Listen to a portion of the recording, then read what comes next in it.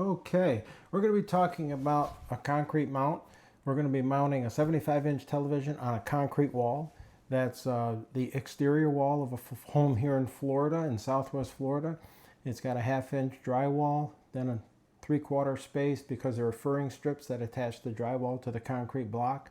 Then you have concrete block, and then you're out to the exterior of the home.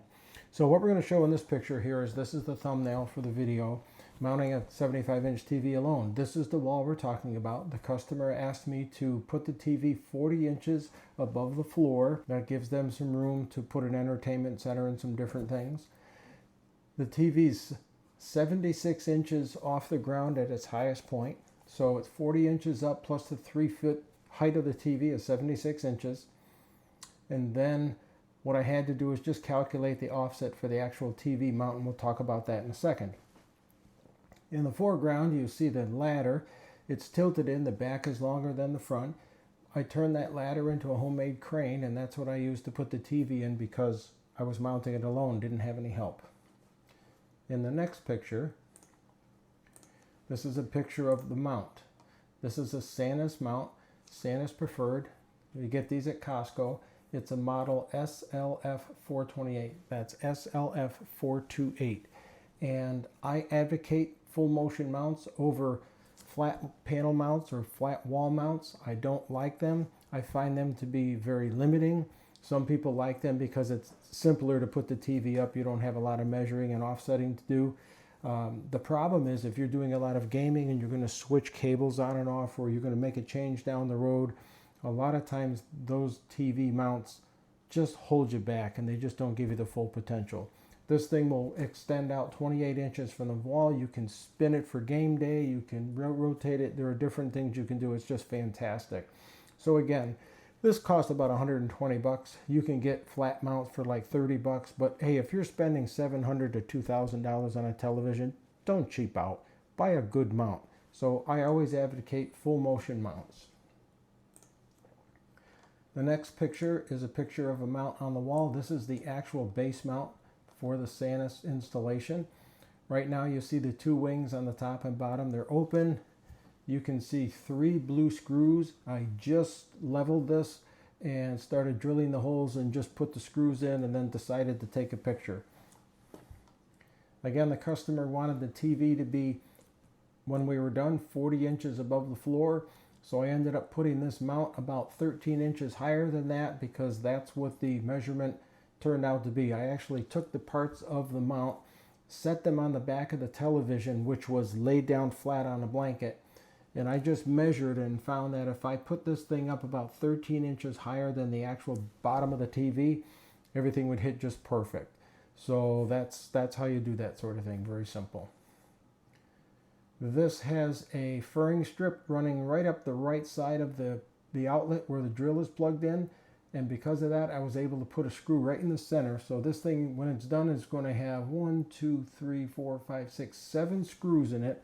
And locking it to the concrete wall, this thing is going to go nowhere. In the next picture, there's an actual picture of a Tapcon concrete screw with a washer on it. Here's the screw on the mount box. And this is the length of the screw. It's 3 1/4 inches. So what I would do is make sure that when I'm using Tapcon screws or any screw of this nature in concrete, you always drill 1/4 inch deeper than the length of the screw. This screw is 3 1/4 inches long. Therefore, you want to drill at least 3 1/2 inches into the concrete. Make sure the hole's cleaned out because you don't want the Tapcon screw to bottom out. Now, normally when you drill in a concrete block wall, you don't have to worry about bottoming out. Moving on.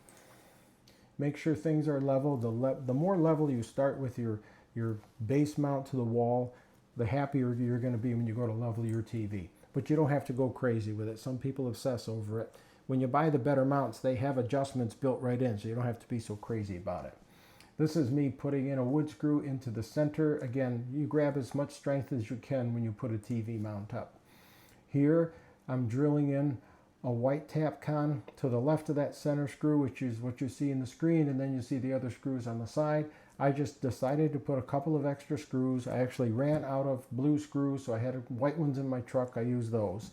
And at the end, the wing that you see up like a car hood flips over and covers the screw anyway, so you never see it. In the next video, there's the completed mount. It's 2 feet wide.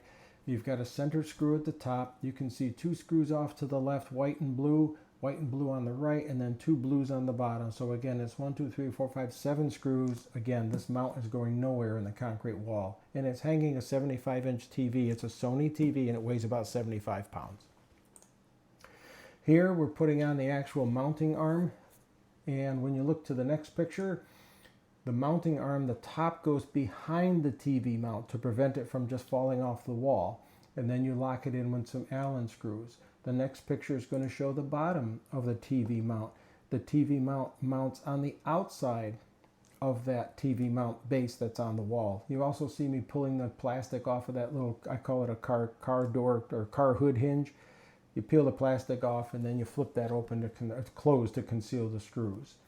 In the next picture, I'm pulling off the bottom stuff, the plastic, the protective film. In the next picture, Santa supplies a couple of screws that you put in at an angle, and they're already pre-threaded. You just gently screw them in, and that locks the bottom of the TV mount so that if somebody is working with the TV, they can't accidentally have the TV fall off the wall.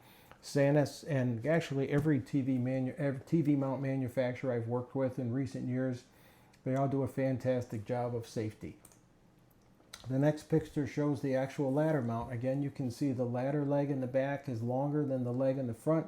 That pushes the ladder forward so that I can put that 4-foot 2x6 crane boom up top and then mount a small hoist.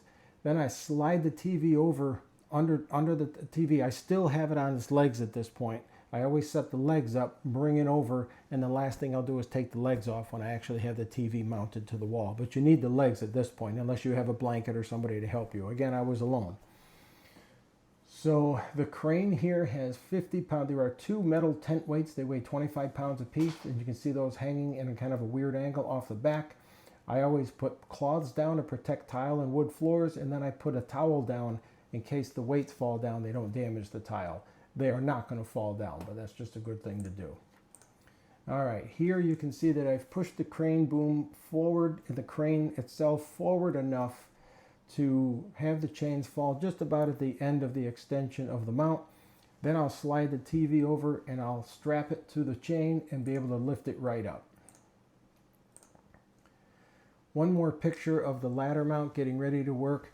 If you're going to do this sort of thing with a chain fall hoist, that's a great job. It works really well. Just take your time and just be careful you don't scratch the TV.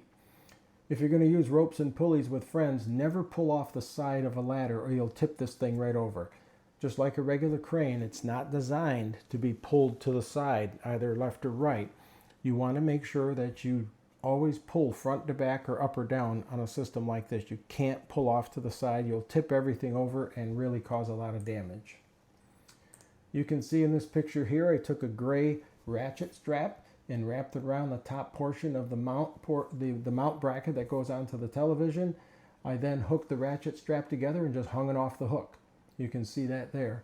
And then all I did is slowly lift it up with the chain hoist. And you can see another picture there where I have the chains. It's kind of confusing, but there's a reason for all those chains being there. And then I just hoisted the TV right up. And if you look in the center of the screen, you're going to see a little dog, and that little dog mount dropped right into the actual mount arm, and it just worked out perfect. And you can see the offset there. It just worked out really, really nice. There's another closer picture of the dog. You can see how it locks in there. The last thing we had to do is put this Allen screw in. This Allen screw here is just locking the TV plate to the TV itself so nothing can separate. And then you can run a Phillips screwdriver into the left side of that threaded rod, and that's what actually levels out your TV side to side. There's a picture of it there. When you're done, you end up with a TV mounted on the wall safely. Your arms and shoulders feel great. You have no problems. The TV gets leveled when it's up to the wall. On any of these full motion mounts, when you pull them away from the wall and turn them a little bit, the TV always goes a little bit out of level. It's just the physics of the contraption. So I always advocate, hey, just push the TV gently back to the wall, level it up as best you can with that screw in the back, and once you're done, just leave it, you'll be done. Now you're set for game day, ready to do anything you wish to do. If you like this sort of thing, hey, please push the like button down below. Please consider subscribing and definitely share with your friends in your circle so that we can get the word out. A lot of people have what we call pain points. Pain points when you're trying to mount TVs. They don't know what to do, how to do it, and we've figured out a way to do it rather easy using the tools we had. Have a great day. We'll see you in the next video.